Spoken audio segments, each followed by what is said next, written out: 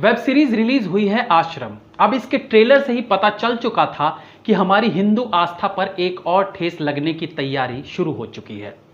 बहुत से सेक्युलर लोग कहेंगे भाई वेब सीरीज है, एंटरटेनमेंट के लिए बनाई जाती है, इसमें इतना सोचने वाली क्या बात है।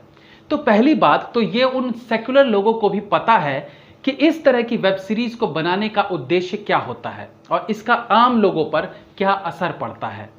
जब आप एक फिल्म बनाते हो तो एक तरह से आप पूरी दुनिया में हमारे अपने देश को रिप्रेजेंट करते हो। और हमारे फिल्म मेकर्स कर क्या रहे हैं?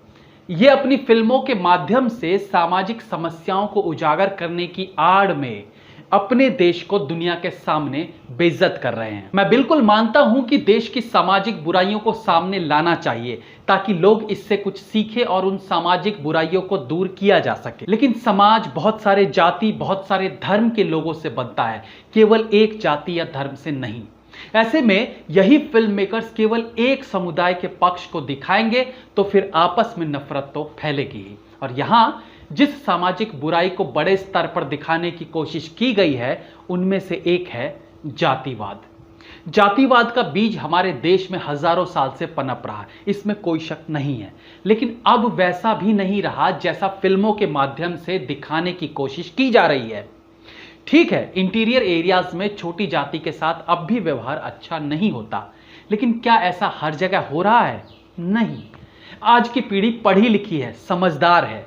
न केवल दलितों में बल्कि दूसरी जातियों में भी आज का युवा जातिवाद से ऊपर उठ चुका है। लेकिन प्रकाश झा जैसे डायरेक्टर्स जिनका फिल्में बनाने का एक एजेंडा होता है, वो आज भी उसी पुरानी दुनिया में जी रहे हैं और रह रहकर उन्हीं गड़े मुर्दों को उखाड़ने की कोशिश में लगे रहते हैं, जो शायद दबे ही रहें तो शायद सबके लिए अच्छा हो और आपसी भाईचारा बना रहेगा। प्रकाश झा एक ऐसे फिल्म डायरेक्टर हैं जो सामाजिक मुद्दों पर बढ़ चढ़कर सामने आते हैं, फिल्में बनाते हैं। लेकिन क्या हर बार इनका उद्देश्य सही होता है? इनके प्रोडक्शन में बनी एक फिल्म थी चक्रव्यूह, जिसके लीड रोल्स में थे अर्जुन रामपाल, अभय देओल और मनोज बाजपेयी, जो कि नक्सलवादियों पर बेस्ड थी। नक्सली हमारे देश में एक बड़ी समस्या है। सभी गलत नहीं है, लेकिन इन पर कंट्रोल करने वाले इनके आकाओं का मकसद साफ होता है और आए दिन हम सुनते रहते हैं कि किस प्रकार से ये हमारे जवानों को मार डालते हैं। अब ऐसे में प्रकाश झा चक्रव्यूह फिल्म में नक्सलियों को बेचारा, मासूम और सरकार से प्रताड़ित दिखाकर भरपूर सिंपैथी जुटाने में लग जाते हैं। अगर आप ये फिल्म देखें तो आपको पता चलेगा कि किस प्रकार से प्रकाश झा इन नक्सलियों के जीवन का महिमा मंडन करते हैं। उनके दुख दर्द को दिखाकर उन्हें वो सही साबित करते दिखाई पड़ते हैं। अब वैसा ही कुछ एजेंडा जातिवाद के तौर पर वो लेकर आए हैं इस वेब सीरीज में, जहां दलित और बड़ी जातियों के बीच के मनमुटाव को बड़ा करके दिखाने की कोशिश की गई है। ठीक है, कुछ जगह ये जातिवाद है, लेकिन कुछ जगह को आप फोकस में लेकर दिखाने लगो तो जहां पर जातिवाद के बीज नहीं पनपते हैं वहां भी क्या इससे नफरत फैलनी शुरू नहीं हो जाएगी? जब उन्हें लगने लगेगा कि अरे देश के दूसरे कोने में ऐसा भी होता है हमारे साथ। थिंक। अब आते हैं फिल्म के असली मुद्दे पर, जहां एक बार फिर से हिंदू आस्था पर एक चोट मारने का काम किया गया है। हालांकि इसका मरहम वो पहले से ही लेकर बैठे थे, यानी डिस्क्लेमर में वो पहले ही बोल देते हैं कि हम किसी बाबा को अपमानित नहीं करना चाहते, बाबा हमारी धरोहर है एंड ऑल। उसके बाद ये चलाते हैं अपना एजेंडा। हमारे देश में कुछ ऐसे बाबा हुए हैं जिन्होंने देश को, समाज को कलंकित किया है, उनके खिलाफ कार्यवाही भी हुई है और वो जेल में भी है। लेकिन हमारा देश जो साधुओं का देश कहलाता है, जहां की संस्कृति को पूरी दुनिया में फॉलो किया जाता है, वहां केवल इन दो बाबाओं को ही फोकस में लेकर एक 8 घंटे की वेब सीरीज बना देना कहां तक उचित है? क्या प्रकाश झा को केवल इन्हीं दो बाबाओं में अपनी फिल्म दिखाई दी, अपनी कहानी दिखाई दी?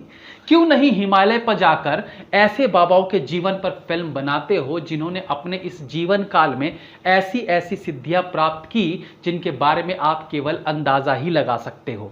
अरे जाओ, आगे बढ़ो, देखो, तब तो पता चलेगा यहाँ के साधु महात्मा केवल लड़कियों को अपने आगे पीछे बिठाए रखने तक सीमित नहीं है।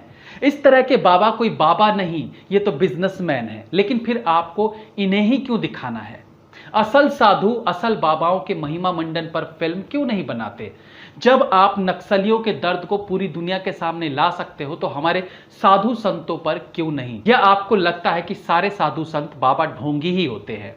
चावल खाते समय अगर एक कंकड़ आपके मुंह में आ गया तो इसका यह मतलब नहीं कि पूरा चावल कंकड़ों से भरा पड़ा है। आप एक फिल्म मेकर हो जो समाज को आईना दिखाते हो। आपका यह फर्ज बनना चाहिए कि कुरीतियों के साथ साथ सामाजिक बुराइयों को दिखाने के साथ साथ आपका फोकस कुछ पॉजिटिव चीजों पर भी हो, या फिर आपने केवल बुद्धिजीवियों के एजेंडे पर चलने की ठान ली है। एक कोई ऐसी घटना हो गई जहां बाबा धूर्त निकले कि आपने पूरी कहानी बना डाली। लेकिन कभी इस आस्था इन बाबाओं के पॉजिटिव पक्ष पर भी तो कुछ बनाइए। अगर देखा जाए तो इस तरह के ढोंगी बाबा कहां नहीं होते, किस धर्म में नहीं होते? क्या मौलाना भ्रष्ट नहीं होते? क्या क्रिश्चियंस में ढोंगी पाखंडी नहीं होते? क्रिश्चियंस के कन्वर्जन कराने वाले एजेंडे पर आप आंख क्यों बंद कर लेते हैं? रोग ठीक करने के नाम पर हिंदुओं को कन्वर्ट करके क्रिश्चियन बनाने की प्रक्रिया में जो पागलपन, जो ओवर एक्टिंग कर ये लोग ड्रामा करते हैं, ये एक पूरा धंधा है। इस पर आप क्यों फिल्म नहीं बनाते हैं? क्योंकि वो आपकी कह के ले लेंगे, इसलिए आप ऐसा नहीं कर पाओगे। ले दे के रह जाता है एक सॉफ्ट टारगेट हिंदू, तो बनाते रहो इन्हीं पर धड़ाधड़ फिल्में। कोई कहने वाला तो है नहीं, क्योंकि हम यूज्ड टू हो चुके हैं।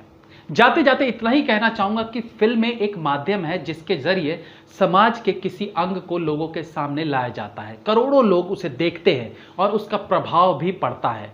ऐसे में यदि इन लोगों पर इसका गलत प्रभाव पड़ता है तो इससे केवल नफरत ही पनपेगी, भाईचारा नहीं। आपका क्या है? आप तो फिल्म बनाओगे, नोट छापोगे और चादर तानकर सो जाओगे। इसलिए इस पर फिल्म इंडस्ट्री को भी सोचने की जरूरत है और हिंदू धर्म को नीचा दिखाना बंद होना चाहिए। जब आप दूसरे धर्मों का सम्मान करते हुए उन पर कुछ ऐसा नहीं बनाते हो तो हिंदू धर्म पर हो रहे इस कुठाराघात को भी आपको बंद करना होगा।